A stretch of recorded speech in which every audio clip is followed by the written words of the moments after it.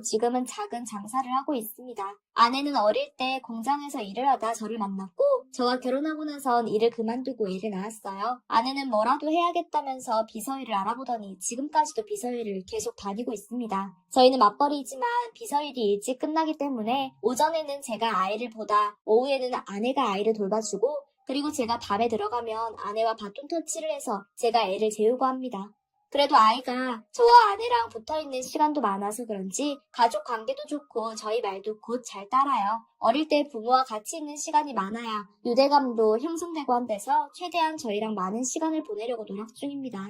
지금은 행복한 시간을 보내고 있지만 다만 특이점이 있다면 아내가 결혼할 때부터 주식을 조금씩 배워보고 싶다며 이것저것 알아보더니 혼자 인터넷 찾아보고 다 하더라고요. 저는 살면서 주식을 한 번도 해본 적이 없어요. 보통 다른 집을 하면 보통 남편이 주식을 하잖아요. 저희 집은 아내가 주식을 해요.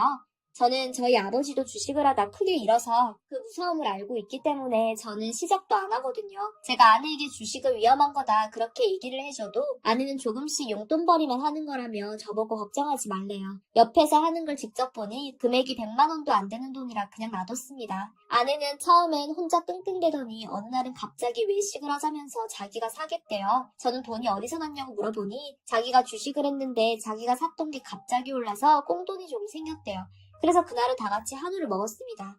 전 그냥 아내가 벌었고 꽁돈이니 저는 좋다고 먹었죠. 그 뒤로도 가끔 아내가 먹을 거나 가전제품들을 사올 때도 있었는데 옆에서 보다 보니 저도 한번 해보고 싶긴 하더라고요. 혹하는 마음에 아내한테 어떻게 해서 그렇게 돈을 버냐고 했더니 그냥 주식 분석을 해서 돈을 넣고 기다린대요. 그게 말이 쉽지 그렇게 하면 세상 사람들 전부 다 부자 되겠다면서 혼자 웃었습니다. 그래도 시험 삼아 내 용돈을 당신한테 줄 테니 그걸로 내 주식도 대신 사달라고 했습니다. 아내는 흔쾌히 알겠다네요. 제 용돈은 딱히 쓸 데도 없어서 절반 정도 아내한테 주고 어느새 기억에서 까먹어버렸습니다. 그러다 아내가 저녁을 먹다가 저보고 사고 싶은 게 없냐고 묻더군요. 저는 그때 PC방 의자가 사고 싶어서 그걸 사고 싶다고 했더니 좀 더 비싼 걸 말해도 된대요. 제가 또 돈이 어딨냐고 그런 비싼 걸 사냐고 묻다가 제가 맡긴 주식 생각이 나서 설마 내 용돈 넣은 걸로 돈을 불렸냐고 하니 맞대요. 제 용돈으로 산 주식이 떠올라서 3배가 넘는 금액이 되었대요. 저는 그 말을 듣자마자 정말 그게 사실이냐며 거짓말하지 말라고 그랬더니 진짜라면서 자기가 감이 좋아서 사실 아내 돈도 좀 많이 넣었는데 그렇게 수익이 났다네요. 저는 그때부터 아내를 인정하기 시작했어요. 그 사람이 감이 좀 좋은 것 같더라고요. 평소에도 아내가 TV 뉴스를 보다가 저 사람 사고 한번 치겠다, 아님 저 회사 크게 되겠다 하면서 한마디씩 했었는데 그 말이 종종 맞을 때가 있었어요. 그땐 좀 신기하다 싶었는데 막상 이렇게 되니 아내가 멋있어 보이기까지 하더라고요. 그때부터 아내가 하는 일엔 딱히 훈수를 두거나 그렇게 걱정 안 했던 것 같아요. 아내가 주식을 한다고 해서 집안일을 제쳐두고 하는 것도 아니었고 밥도 꼬박꼬박 챙기고 애도 잘 돌봤거든요. 저는 재테크가 따로 있는 게 아니라며 아내 내조하는 게 재테크라고 친구들한테 자랑하고 다녔어요. 친구들도 그 얘기를 듣고 나서는 저한테 막 물어보더라고요. 어떤 종목을 사는지 자기들한테도 미리 좀 알려달라고요. 그래서 그냥 내키진 않았지만 알겠다고 했습니다. 사실 아내 말 믿고 종목을 추천해줬다가 그 종목 가격이 떨어지면 그렇잖아요. 우리 집 돈도 아니고요. 어쨌든 계속 조르길래 한 번은 알려줘야 될 것 같아서 저녁 만들 때 아내한테 살짝 물어봤어요. 아내는 잠시 생각한 듯 하더니 수첩에 몇 개 적어놨는데 종목이 많아서 찾아봐야 된다고 하더라고요. 일단 알겠다 하고 밥을 먹었습니다. 그리고 며칠이 지났어요. 아내가 까먹은 것 같아서 다시 한번 물어봤더니 추천은 해주는데 덧붙이는 말이 자기가 느끼기에 정확한 촉이 안 와서 돈을 많이 넣지 말래요. 저도 알겠다고 하고 친구들한테 종목을 추천해줬어요. 친구들이 그 종목에 돈을 같이 넣어보자길래 전 아내한테 돈을 다 맡긴다고 저는 주식을 직접 안 한다고 했습니다. 제가 또 꽝손이기도 하고요.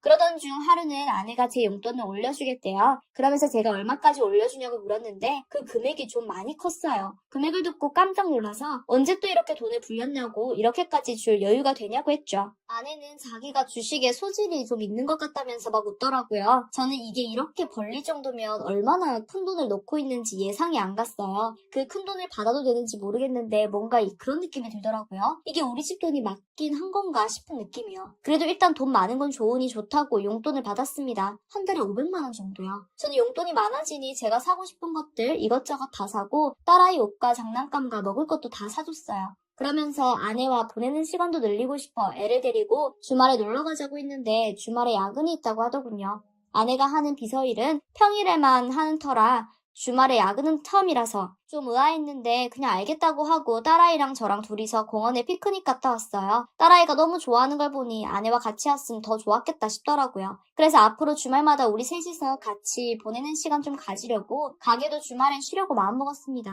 애가 더 크면 나중에 공부한다고 놀러 가지도 않을 테고 그럼 지금밖에 같이 있을 시간이 없겠더라고요. 아내한테 제 생각을 말해줬더니 그러고 싶긴 한데 앞으로 자기는 주말마다 일을 해야 된다고 하더군요. 저는 일을 평일로 바꿔서 하면 안 되겠냐니까 그게 또 안 된대요. 자기도 애랑 저랑 놀러 가고 싶은데 비서일이 갈수록 많아져서 어쩔 수 없다고 하더라고요. 대신 돈도 더 받는다고 좋아하더군요. 근데 제 생각엔 지금 돈이 문제가 아니라 지금 아내와 같이 있어주는 게 더 중요한 것 같았는데 말이죠. 제 아내는 점점 돈에 집착을 하고 있는 것 같더라고요. 그래도 혼자 그 정도 판단도 못할까봐 하며 냅뒀습니다. 하루는 아내가 야근 때문에 아침에 들어올 수도 있다고 집을 나간 뒤 다음날 저녁쯤에 들어왔어요. 그래서 그냥 하루 종일 제가 혼자 애를 돌봤죠. 근데 다음날 또 야근이라 밤새고 다음날 아침에 오겠다네요. 제가 너무 힘들게 일하는 거 아니냐고 좀 쉬어야 되는 거 아니냐고 했더니 그렇게 힘들진 않다고 딸아이 밥 좀 잘 챙겨주라고만 하고 쌩 나가버리더라고요. 밥 챙기고 집안일하는 건 어찌어찌 하겠다만 저렇게 힘들게 일하고 있는 아내를 보니 괜히 무리하다 몸상하는 건 아닌지 걱정되더라고요. 조금만 더 상태를 지켜보다가 날 잡고 일하는 시간을 줄이라고 말하려고 그러고 있었어요. 근데 한 번은 저녁을 오랜만에 같이 먹은 적이 있었는데 테이블 위 아내 폰으로 전화가 오더군요. 아내가 그걸 보더니 황급히 받고는 나중에 전화드릴게요 하면서 끊어요. 제가 누구냐고 물어봤더니 회사 상사인데 일 때문에 이 시간에까지 전화하는 매너 없는 사람이라면서 욕하더라고요. 근데 제가 전화 올 때 이름을 봤거든요. 이름은 정확히 안 보였는데 끝에 오빠라는 단어가 붙은 걸 보았는데 저는 회사 상사를 오빠라는 호칭을 붙이나 싶었는데 아내가 너무 싫어하면서 욕하는 걸 보고 그냥 아내 화만 돋굴 것 같아서 그냥 넘어갔어요. 지금 생각해보니 이때부터 아내가 좀 달라진 것 같습니다. 아내가 돈을 많이 벌기 시작한 후부터 가방이나 지갑들을 전부 명품으로 사 모으더라고요. 처음엔 제가 아는 몇몇 브랜드들 거를 사오더니 나중엔 이름도 들어본 적 없는 것들을 사요. 제가 이런 건 얼마나 하냐고 옆에서 보다가 물어보면 얼마 안 한다더라고요. 전 명품 쪽은 잘 모르니 아내가 스트레스를 저렇게 푸나보다 하고 별말 안 했습니다. 어차피 다 아내가 번 돈으로 명품을 사는 거니까요. 그러다 일이 한 번 생겼습니다. 아내가 또 야근을 하고 집에 돌아와 씻지도 않고 바로 자길래 아내 옷이라도 편한 옷으로 갈아입혀주려고 하는데 아내 주머니에서 뭔가 툭 떨어지더라고요. 자세히 보니 콘돔이었습니다. 저는 이게 왜 아내 주머니에 있는지 좀 당황스러워서 자고 있는 아내를 깨웠어요. 아내에게 콘돔을 눈앞에 보여주면서 이게 뭐냐고 했습니다. 아내가 그걸 보고는 확 뺐더니 회사에서 아는 사람이 자기는 안 쓴다고 줬다고 하네요. 그래서 그냥 주머니에 넣어뒀던 거래요. 필요도 없는 거 왜 받았냐고 했더니 자기는 애를 더 이상 가질 생각이 없어서 나중에 저랑 써도 되겠다 싶어서 받은 거래요. 저랑 둘째 얘기를 한 적이 한 번 있긴 하거든요. 저와 아내는 딱히 둘째를 가지고 싶은 마음이 크지 않아서 당분간은 애 갖지 말자고 예전에 말하긴 했었습니다. 아내가 그렇게 단호하게 말하니 저도 할 말이 없어져서 그냥 다시 자게 놔뒀어요. 하지만 아무리 생각해도 뜬금이 없었어요. 쓰지도 않을 거면서 그걸 받아온 것도 이상하고 요즘에 야근이 잦은 것도 이상하고요. 어떻게 할까 고민하다가 아내가 야근하는 날 저는 몰래 따라 나서기로 했어요. 그렇게 딸아이를 재워놓고 아내가 나가고 10분쯤 있다가 뒤따라 나갔습니다. 옛날에 한번 회사를 데려다 준 적이 있어서 대충 어딘지 알거든요. 택시를 타고 회사 건물 앞으로 가니 아내 차가 있더라고요. 다른 곳에 간 건 아니구나 싶어서 그냥 택시를 내리지 않고 바로 다시 집으로 돌아왔어요. 제가 괜히 의심을 한 건가 싶기도 했고요. 아내는 다음날 오전에 집에 돌아왔고 아내가 자는 동안 저는 가게 일을 하고 저녁에 퇴근해서 집에 왔습니다. 저녁밥을 먹는데 아내 폰으로 그 오빠라는 사람이 또 전화가 오더라고요. 아내는 바로 거절을 합니다. 그랬더니 전화가 계속 와요. 아내는 안 되겠다 싶었는지 전화를 가지고 방으로 가더니 전화를 조용히 받는데 무슨 소린지 궁금해서 방문 앞에 가서 들어보니 오늘 일을 안 나간다고 했는데 왜 그러냐는 식으로 말하더라고요. 아내는 그 얘기를 그렇게 신경질 내면서까지 상사에게 말하나? 라는 생각이 드는 와중에 안 좋은 예감이 스쳐 지나가더라고요. 아내한테 바로 물어볼까 하다가 아내 기분이 안 좋아 보여 뭐라 말하지 못했습니다. 대신에 이번에는 야근한다던 아내를 따라가서 회사 안까지 들어가보고 오려고 아내 줄 간식도 사서 가려고 다짐했습니다. 며칠 뒤에 아내는 또 야근을 한다고 집을 나갔고 저는 간식과 음료를 몇 개 사서 바로 아내를 뒤따라 갔습니다. 아내는 회사로 올라갔고 저는 조금 있다 올라가려고 밑에서 기다리고 있었는데 어떤 여자가 회사 건물에서 나오더라고요. 그러더니 제 아내 차를 타고 어디론가 갑니다. 근데 그게 아내가 아니었어요. 제 아내가 입고 온 옷이 아니었거든요. 짧은 치마에 힐을 신고 화장도 진해 보였어요. 저는 그 여자가 누군가 싶어 아내 차를 따라갔습니다. 회사 건물과 멀지 않은 곳에 차를 대고 그 여자가 어떤 상가로 들어가서 저는 일단 그 사람을 쫓아가야겠다 싶어 바로 따라 올라갔어요. 무슨 바인지 룸 술집같이 생긴 데였는데 저는 거기에 들어가자마자 제가 쫓고 있던 그 여자를 잡았습니다. 그 여자는 저를 보더니 깜짝 놀라더라고요. 근데 저도 깜짝 놀랐어요. 화장도 진하게 하고 하이힐을 신은 여자가 제 아내더라고요. 한 번도 본 적 없는 짧은 치마에 누군지도 몰라볼 정도로 화장을 진하게 하고서는 뒤에서 손을 잡으니 기분 나쁘게 뒤돌아보다가 저인 걸 알고는 너무 놀라서 주저앉더라고요. 우리 둘 다 너무 놀라 아무 말도 못했습니다. 아내가 주저앉아서 정신이 나간 것 같았어요. 저보고 여기 왜 있는 거냐고 중얼거리면서요. 제가 먼저 정신을 차려야 될 것 같아서 아내를 잡고 일으켜 세웠습니다. 무슨 말을 어디서부터 해야 될지 모르겠어서 아내 보고 여기 왜 있냐고 물었습니다. 아내는 친구가 잠깐 일 좀 부탁한다고 처음 온 건데 자기도 이런 일인 줄 몰랐대요. 누가 봐도 안 믿을 만한 뻔한 거짓말을 들으니 저는 어이가 없어서 어깨를 붙잡고 소리쳤습니다. 지금 여기서 나한테 거짓말할 생각 조금이라도 하지 말라고 사실대로 다 말하라고요. 제 목소리가 커지니 사람들이 나와서 보더군요. 저는 그런 시선도 상관없이 계속 아내에게 소리치는데 누군가 제 어깨를 잡고 아내에게서 떼어놓는 겁니다. 고개를 돌려봤더니 모르는 남자였어요. 그 남자 나이는 제 또래 같거나 아니 더 어려 보이더군요. 그 남자는 누구신데 여기서 이러고 있냐고 껄렁껄렁하게 말하길래 이 사람 남편 되는 사람이라고 했습니다. 그랬더니 그 애나 잘 보는 사람? 이러길래 저는 무슨 말인가 싶어서 아내를 쳐다봤더니 아내는 아무 말도 못하네요. 이것들이 지금 무슨 말 하는 거냐고 우리 아내가 여기서 이러고 있냐고 뭔데 니들이 내 아내한테 이런 일을 시키냐고 했습니다. 그랬더니 그 남자가 코웃음을 치더군요. 그러면서 아내 관리 하나도 제대로 못하는 게 라며 아내를 자기 뒤로 보내는 거예요. 저는 너무 화가 나서 눈이 뒤집힐 것 같았는데 이성을 잃으면 말이 한마디도 안 나올 것 같아 간신히 정신줄을 잡고 있었습니다. 그리고 다시 그 남자에게 물어봤어요. 내 아내가 왜 이런 일을 하겠냐고. 우리 아내는 이런 일을 할 사람이 아니고 그런 사람도 아니라고 했습니다. 그 남자가 제 말을 듣고 있다가 제 아내의 손을 갑자기 덥석 잡는 거예요. 전 그걸 보고 더 이상은 못 참겠어서 주먹을 쥐고 그 자식을 때렸습니다. 그렇게 저희 둘은 치고받고 싸우다가 결국 경찰까지 출동해서 같이 경찰서까지 갔어요. 저 살면서 경찰서 처음 가봤습니다.